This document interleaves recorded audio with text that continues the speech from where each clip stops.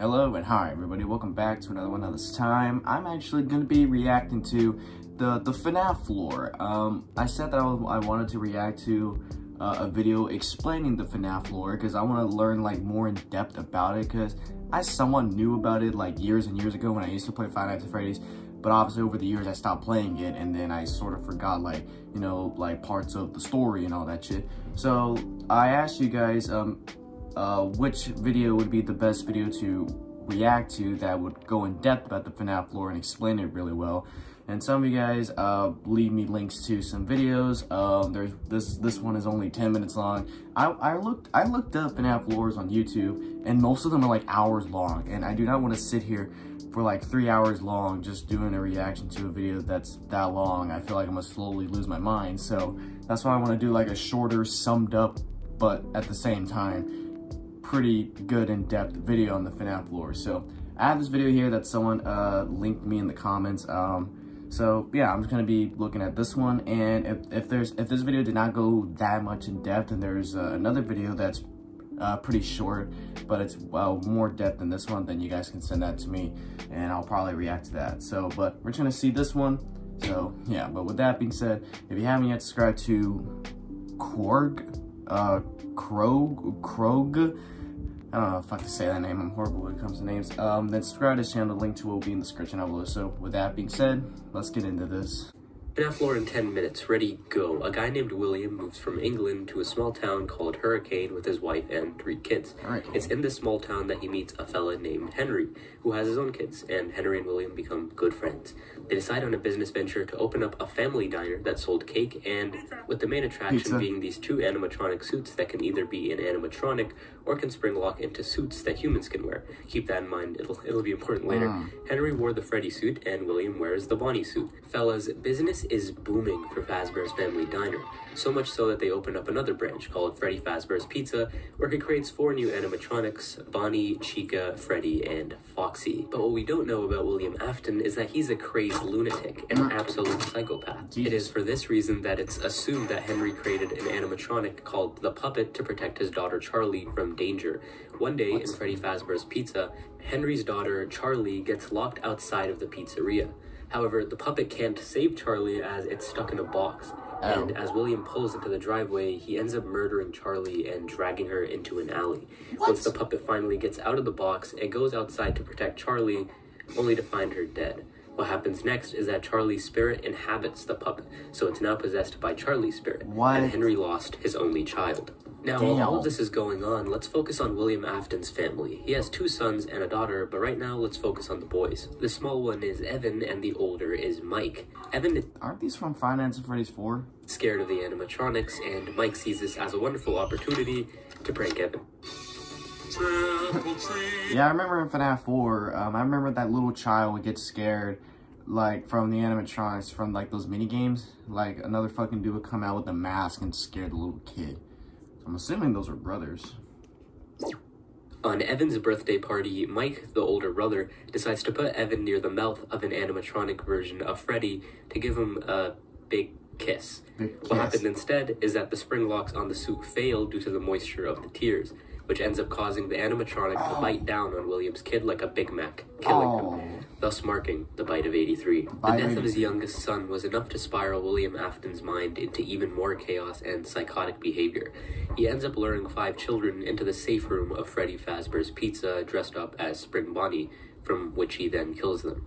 But where would he hide the body, you may ask? Well, when Afton was designing the 4 new suits, he made a compartment specifically designed to fit children inside of the animatronics. What the fuck? And because of this, no one was able to find any evidence. The puppet, witnessing all of this, decides to assist the children. But there's 5 children and 4 suits. Where would the extra child go? Where's the extra child? Well, the extra child was stuffed into the Golden Fredbear costume. So now we have 6 kids that have their souls stuck in animatronics. Shortly after, Afton ends up getting fired from his own company and the restaurant is closed down.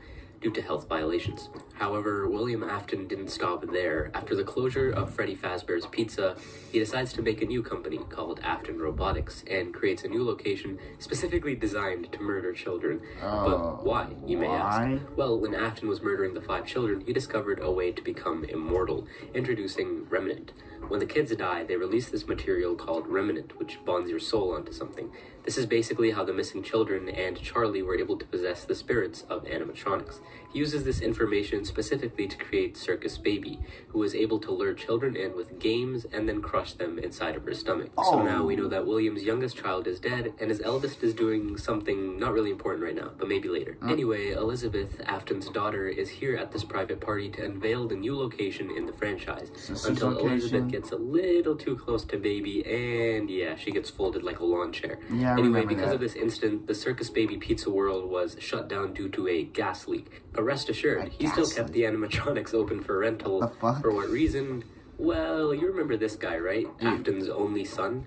William, being the wonderful father he is, he sent his son to locate and free the soul of Elizabeth, who is trapped inside of Circus Baby. So now let's shift to the new star of the show, Michael Afton, who survives the first 4 nights pretty well, until around the 4th night, where technicians are instructed to scoop out the shells of the animatronics and take the salvageable endoskeletons. This scooping machine also has some remnant. I wonder why.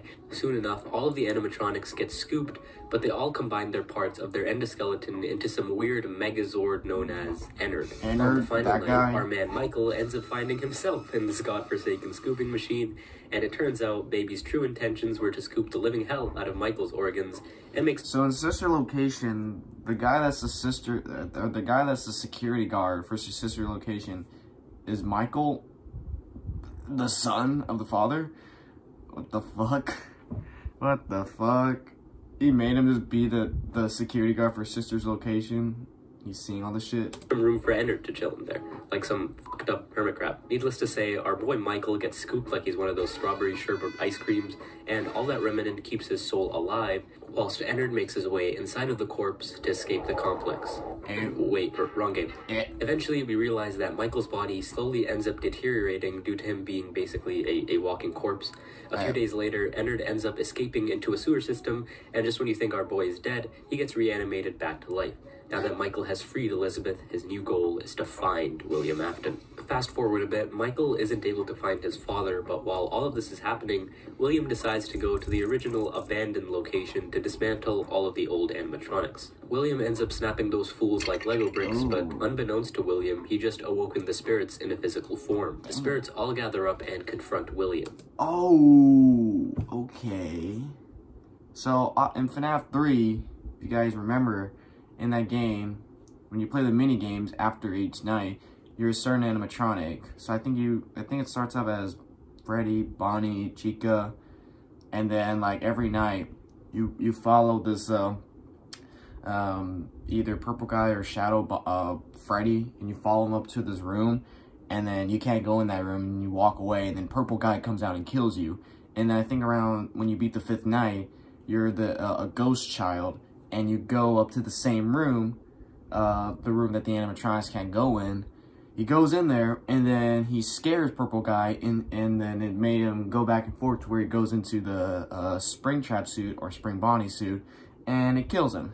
It pretty much kills him. And then there's the 4 other children that are blocking the way of the door. And I'm assuming those children, oh yeah, Foxy as well. Those children were from the suits, and since he killed them, he killed the suits or destroyed them, I guess the souls escaped from them, and the children escaped.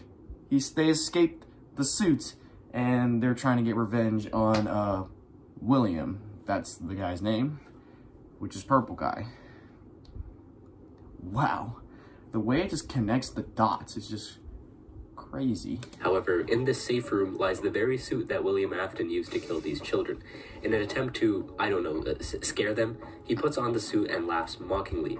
It was all fine and dandy until those spring locks on the suit got a little too loose, And yeah, William ended up getting crushed and mutilated, causing a very ironic death. His corpse just laid there for a while until some fools decided to reopen the Five Nights at Freddy's franchise as a horror attraction. They found the suit and thought, hey, this bloody animatronic suit seems to be perfect to put inside of a horror attraction for kids. When they do this, William decides to become alive again and stalks this area for a week. I say a week because after 1 week passed, the building was set on fire. The reason being unknown, but all that you need to know is that Springtrap, or William, is still alive despite the fire. It's possible it could have been Michael to set the fire in an attempt to try and kill William Afton, but we don't know. However, he didn't escape without significant damage, as now he has to repair himself a little bit.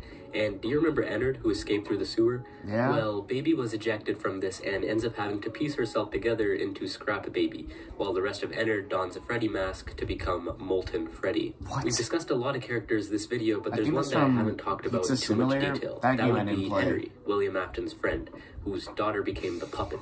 In all of this grief, Henry steps in to finally devise a plan to end it all. He opens up a new pizzeria under the Freddy's franchise to gain the attention of the roaming animatronics, including Michael Afton, who still wants to find William Afton. Mike ends up getting the security job, and remember, he still looks like his father here. Henry creates an animatronic to capture his daughter. The animatronic is called Lefty, and little by little, Mike collects every single one of the animatronics into one facility, all according to Henry's plan. And on the final night, we finally get to hear Henry. He has this awesome speech that my words couldn't do justice, so by all means, check it out on your own. However, Henry's plan was to gather all the animatronics to one place in order to burn them, freeing their souls. He tells Mike, the volunteer, that there was a way for him to get out, but he feels that Mike might want to die here. Henry commits arson to the building, killing all of the animatronics ever, including Mike, himself, and of course, William Afton, where his soul is presumably forever tortured by all of the animatronics. Jesus Christ. Well then. That was just interesting. I honestly don't remember me knowing that this is how the FNAF lore really works. I just know like the story behind the games that I played, like, you know, the first one to somewhat the fourth one, even though I never really played it. I watched Markiplier play it. So yeah, he was able to learn more about the story, so that's how I heard about it. But this kind of FNAF lore, this didn't really learn much about. So I was like, okay, now I know who the hell William is, or Henry is, and the children and all that type of shit. The children were stuffed in the suits after they were killed, and their spirits were just, or their souls were in the suits, and they're able to move around in them. And then, like, it goes from the first game to the sister's location to the third game to the ultimate custom night where all the animatronics are in one. And then Henry tries to get William in that building to kill him, but then he ends up killing himself as well, trying to end all this shit. It's fucking crazy. And it all started with Henry's daughter dying, and that body, or her soul, got into the puppet. Fuck, dude. Well, at least I learned a little bit more about the FNAF lore, because, you know, I was reacting to SML FNAF, you guys know that. Like, as those episodes were going on, they would talk a little bit, like, they were, like, talking a little bit about, like, what would go on in the FNAF lore, and I'm like, yeah, I know, I need to learn more about the FNAF lore. I need to react to a video that's talking about the FNAF lore. So, that's why I reacted to this, so I can learn more about it, and, like, figure some things out. Okay, this happened, okay, it's connecting the dots. So, yeah, this is only a 10-minute video. Like, most FNAF lores that I saw on YouTube, they're, like, hours long.